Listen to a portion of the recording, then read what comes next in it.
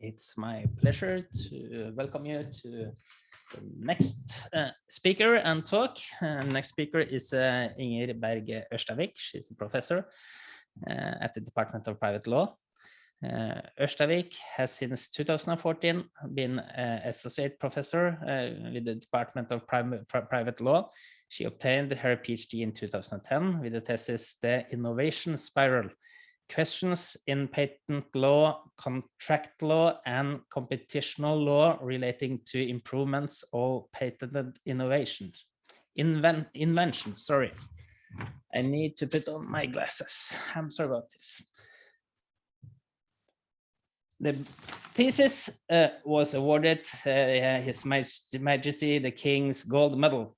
She has experience from the Attorney General of Civil Affairs and from the law firm Schjødt. Ørstavik has worked with intellectual property law, competition law, contract law, and dispute resolution.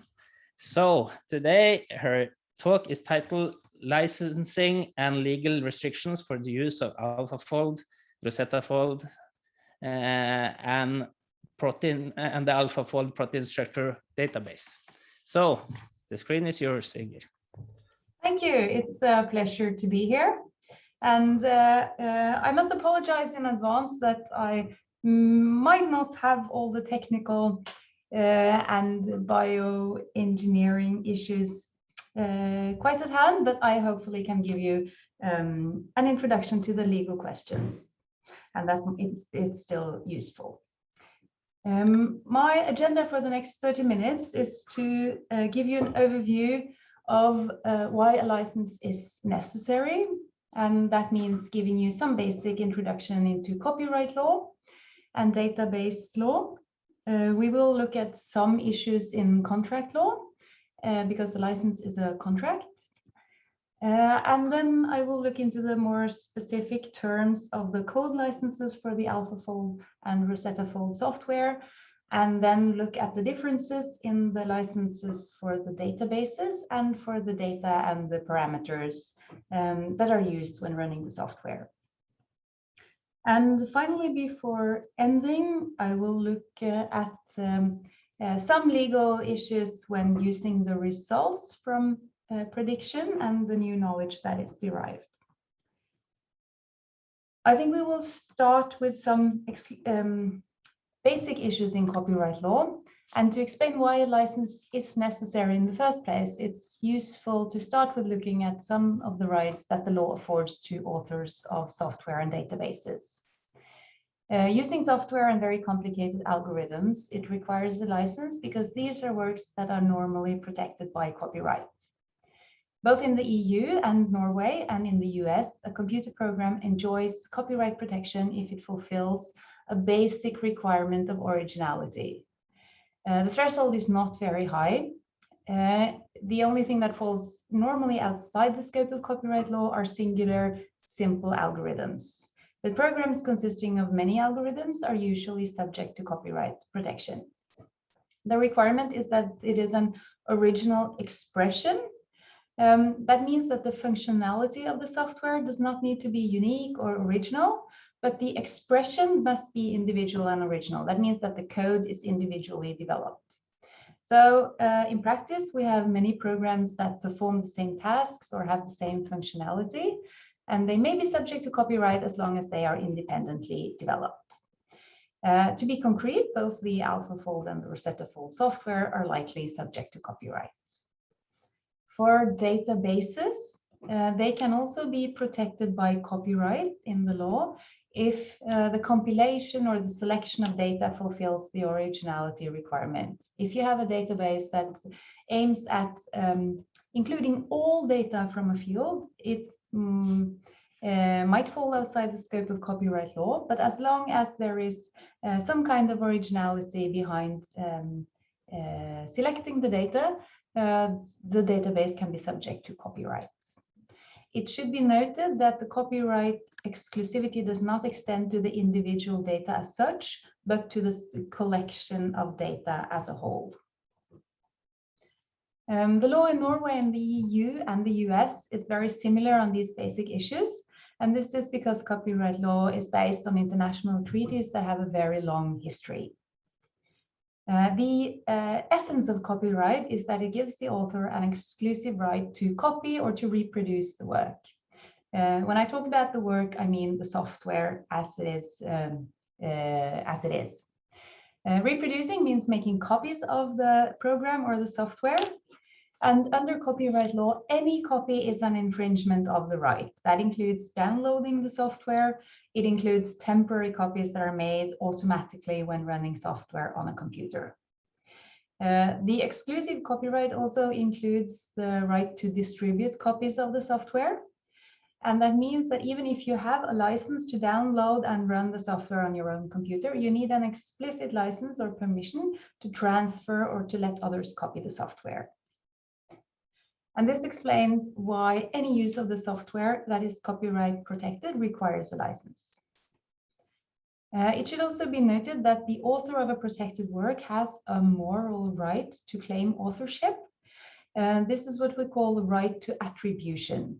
That means in practice that the author of the software must be named when copies are distributed or when the software is used or when the work is cited. There is also a moral right to object to modifications or distortions of the work that would be prejudicial to the author's reputation. In practice, that means that any changes that are made to the software before it's distributed further have to be clearly marked and attributed to the person making the changes. These moral rights cannot be deviated from in contract, at least in Norway and in many other countries. In most countries, copyright is automatically awarded and does not require registration. It's awarded to the original person that created the software. That means the individual researcher or the developer, but it's normally transferred to the employer or to the institution. And it lasts for 70 years after the death of the author. And finally, in the EU and in Norway, databases may be protected by a special right, a sui generis right, even if they do not meet the originality requirement and cannot be protected by copyright. This right, the database right, does not exist in the US. It's a particular right in the EU. The requirement is that the database is the result of a substantial investment in either obtaining verification or presentation of the contents. And the owner of the database will have an exclusive right to prevent extraction or reutilization of the whole or substantial parts of the database. This right does also not extend to individual data, but to users of the database as a whole or substantial parts of it. So with these basic concepts clear, I think we'll move to some contract law basics before going into detail on the terms of the different licenses. A license is in its nature a consent from the copyright or database right holder to make some use of the protected software or database. The license terms will specify what actions under which conditions that the right holder is consenting to use. And it's a basic copyright law principle that only that use that is explicitly allowed in the contract is lawful. So if a use of the work is not allowed in the license, but it's still covered by copyright law, such use will be unlawful and an infringement of the copyright. For instance, if the license allows for use for non-commercial purposes or non-commercial research, it may not be used by a commercial research company. That would be an infringement of the copyright. This is very roughly put, and I will come back to this in more detail. The point is that the license is a contract, and you accept or adhere to the contract when downloading or accessing the software or the database. These license terms that are accessed in this way usually contain a provision saying that a breach of the contract terms is a termination or leads to automatic termination of the license. In practice, for us, that means that any continued use of the software after that point is likely to be an infringement of copyright. In general, both the code licenses and the database licenses that apply here have quite few restrictions on the use of the software or the data, and they are developed by non-profit organizations with the aim of speeding up knowledge in a lawful and non-restrictive way. So they have few conditions, a simple structure, and they are freely available online as standard license terms.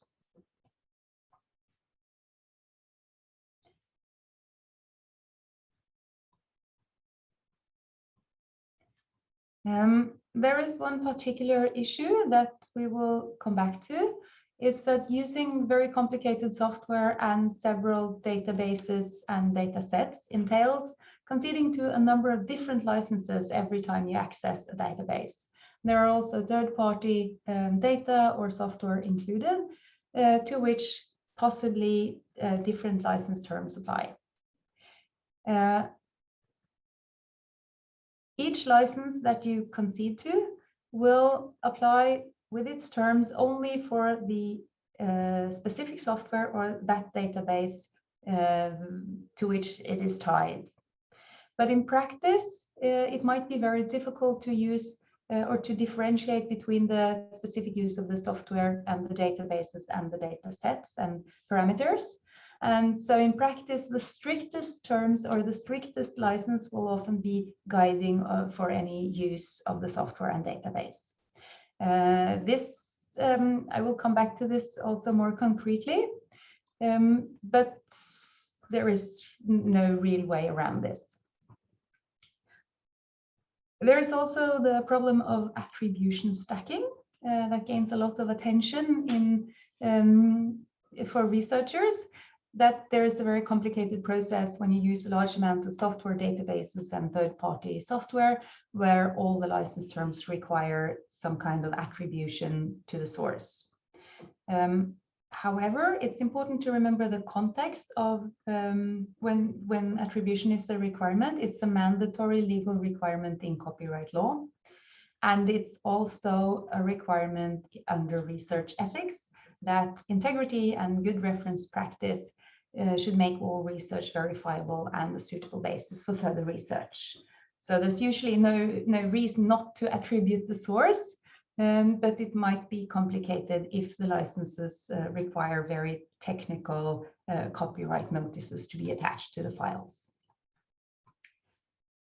And there is also one more general point that I will not comment on in the individual licenses, and that is that all these licenses, except for the Creative Commons licenses, contain disclaimers of warranties and limitations of liability. These kind of terms are most important if subject to US law, as it's a US tradition to have explicit text on these issues. What it means is that the copyright owner cannot be held responsible if the software is not fit for purpose. That means if it doesn't do or if the predictions are less reliable than you thought, or if the software is not running properly on your server, or if using the software or the database should infringe on third-party rights. Most practically, if third parties have copyrights or database rights that are attached to the software or databases that you use. And limitations of liability means that the copyright owner does not have any liability on any legal basis for any damages that should arise if using the software or the license. Most importantly, I think that might be if the predictions are not as precise or not as reliable as one should expect, the owner of the software does not have any liability for any damages arising up from that situation. And so all the licenses that we will look at contain these general terms that I have now addressed, and I will move to look at the terms of the individual licenses. The AlphaFold version 2.0 the code is licensed under the Apache license. That's an open source license, and it's meant to be very wide and unrestricted. However, breaking the license terms is a breach of contract and leads to termination of the license and makes further use of the software a copyright infringement, possibly. The license grants a perpetual, that means not time restricted, worldwide, non-exclusive, that means that others can also have the same license. No charge, it's free, royalty free, and irrevocable. It cannot be revoked unless the terms are broken. License, and it allows the acts of reproduction, that means copying the software, downloading it, distributing the software, modifying it, and sublicensing and publicly displaying it. Notably, this license allows for both research and commercial use of the software. It has some conditions. It requires that any sub-license is done on the same conditions, and that any changes to the software are clearly indicated. And further, that notices for attribution must be attached. So this license is rather unproblematic, but it becomes more complicated because it's combined. To use the software, I understand you also need to use several databases and data sets. And if we first look at the database licenses, the AlphaFold protein structure database, for instance, is licensed under the Creative Commons license. Creative Commons is a non-profit, and their objective is to overcome legal obstacles to the sharing of knowledge. So these Creative Commons licenses are standard licenses available online that everyone can use. The protein structure database is licensed under what is called the Creative Commons Attribution International for version 4 license. The abbreviation is CC BY. That is a very wide license. It's not restricted in time. It allows use for research and for commercial purposes. And it allows both copying, redistribution, and remixing and transforming the data. You have to respect the moral rights of the author. So appropriate credit must be attributed and any changes must be indicated. So these terms for the protein structure database are largely the same as for the AlphaFold code.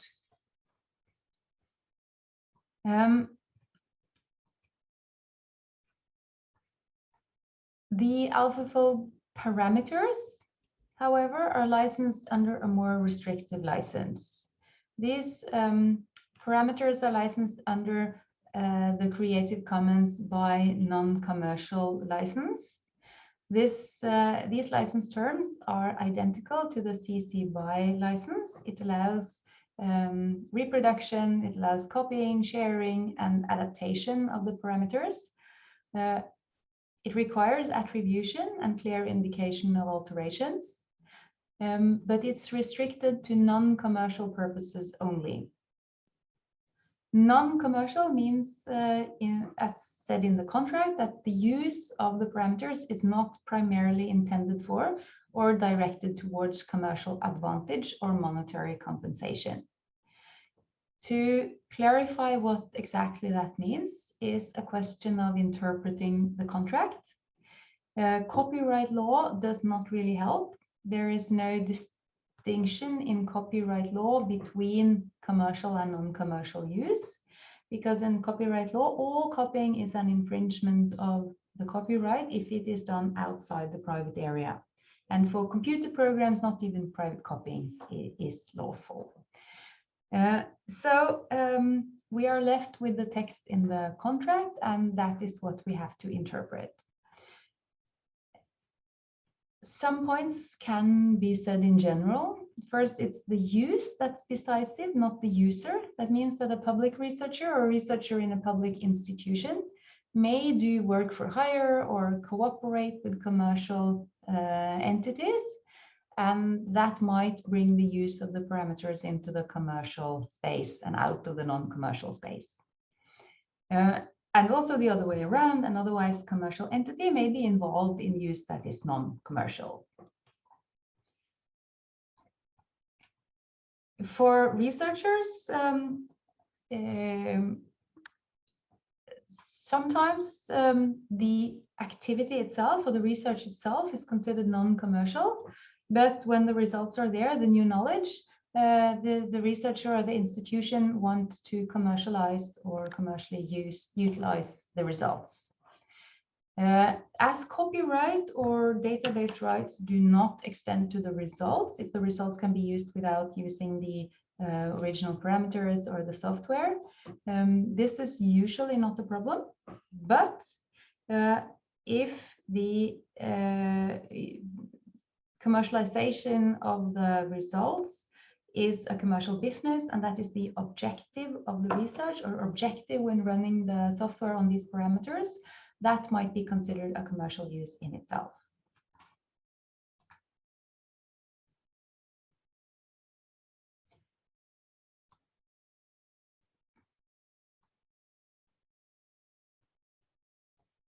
There is a question in the chat, what parameter changes will still be covered by the AlphaFold copyright? If you add 0.0001 to each parameter, are the resulting parameters still under copyright? It is, the answer is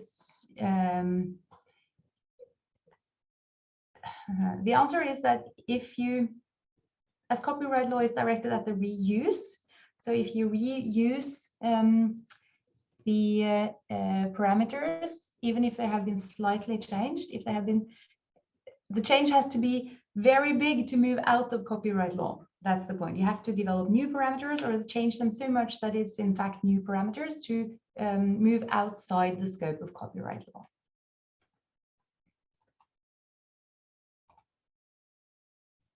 I will just make some comments on the RoseTTAFold license. The code license for the RoseTTAFold is licensed under the so-called MIT license. That's a license developed by the open source initiative, and it's also a standardized license text.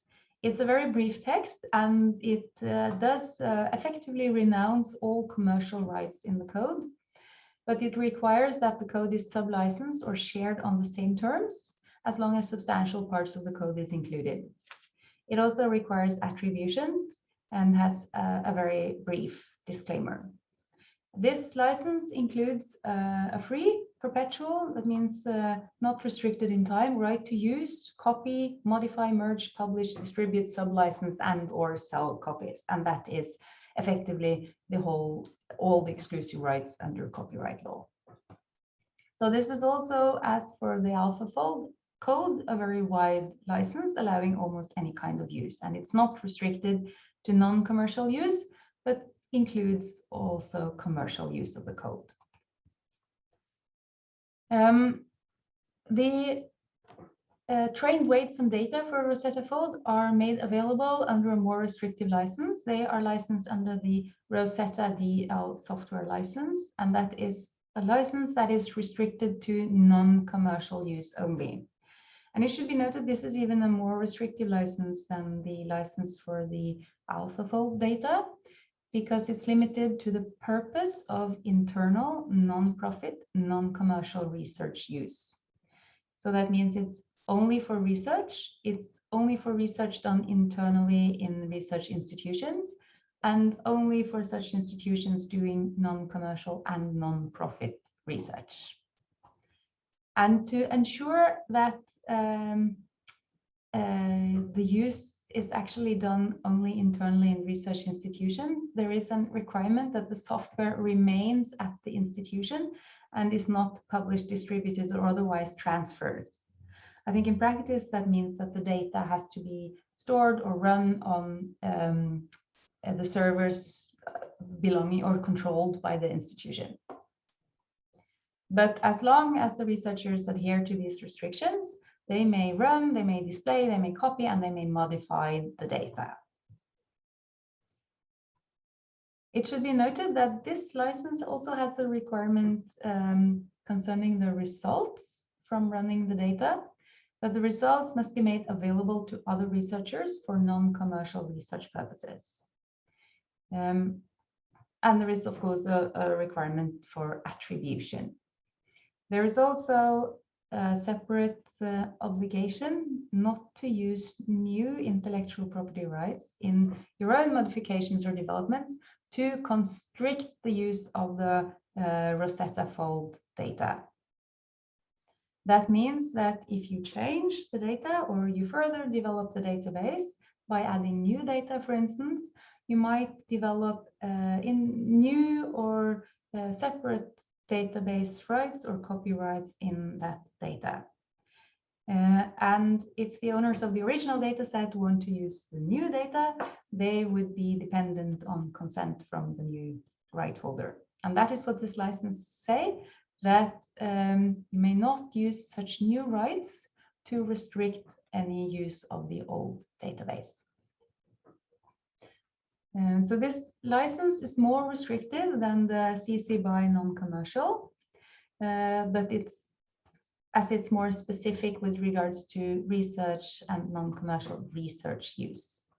Under the Creative Commons licenses, it's possible to imagine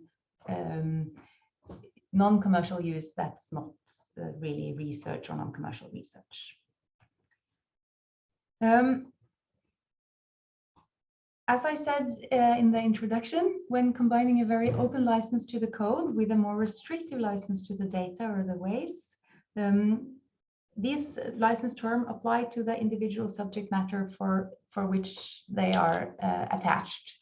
So you can in principle use the code very openly, but as long as the data are used within the terms of the license. In practice, that may be very hard to distinguish. And if it's not possible to distinguish in practice when you are using the code and when you are using the data, you have to adhere to the strictest terms at all times.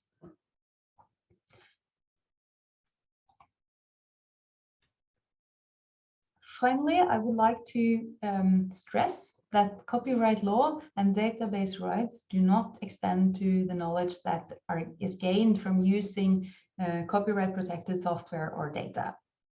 The objective of intellectual property law is to incentivize creative and innovative efforts, and thus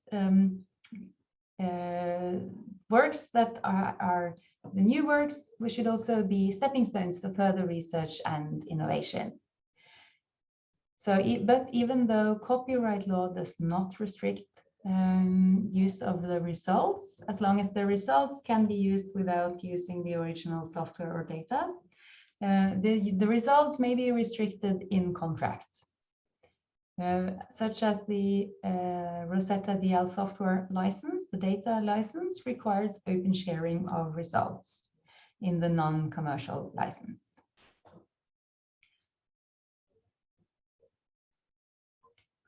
And finally, I would like to note that even though this presentation has focused on the differences between the licenses, in practice, the difference might not be that big.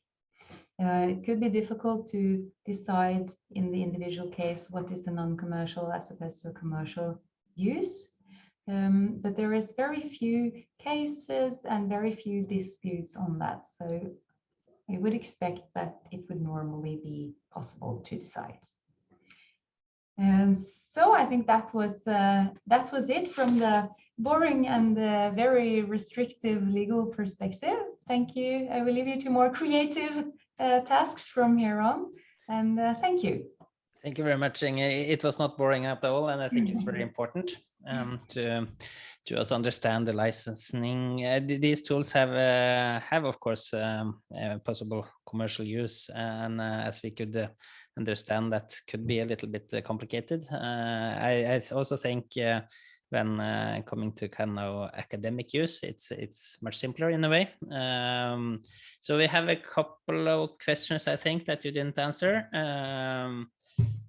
One from Ricard Gildea: does the RoseTTAFold data license internal use only restriction mean that the user facility can't run RoseTTAFold on behalf of its users, even if restricted to academic non-commercial users?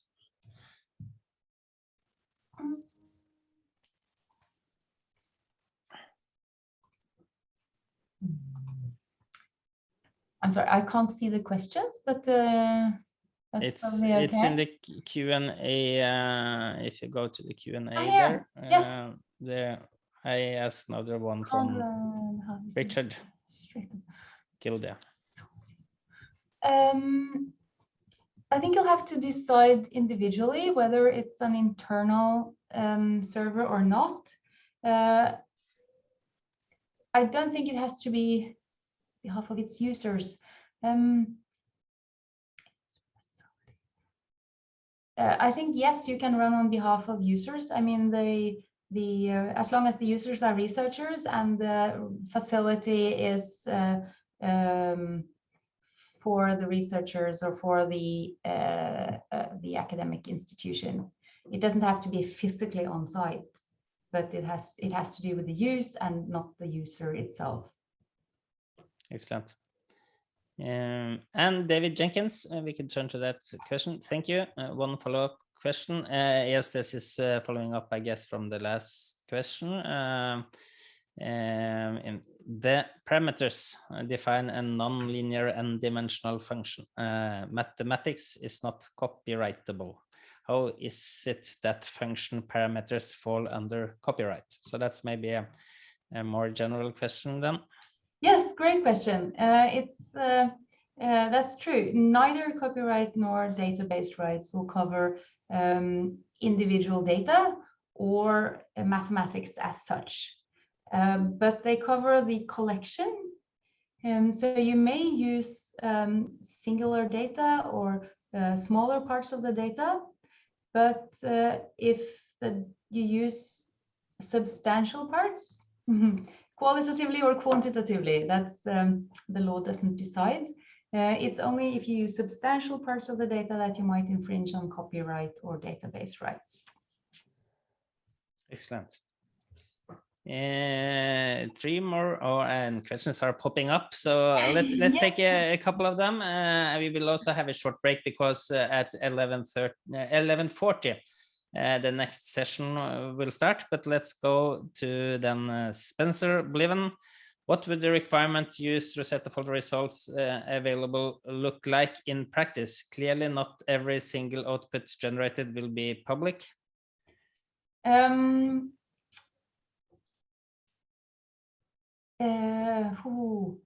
Actually, I don't know. I have to be honest. That's a good answer. So it's good also when you don't know, because this is hard for lay people to understand at least. Yes.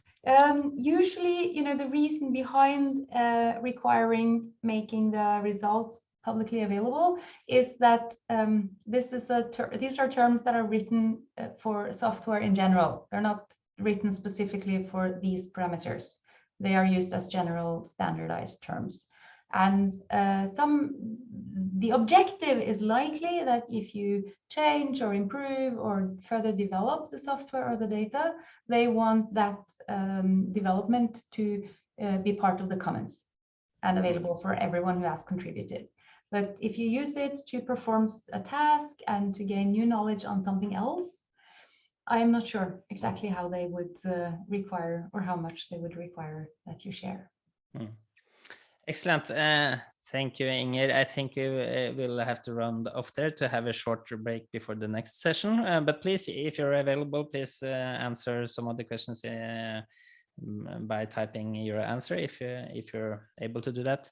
And thank you again, Inger, for a great talk.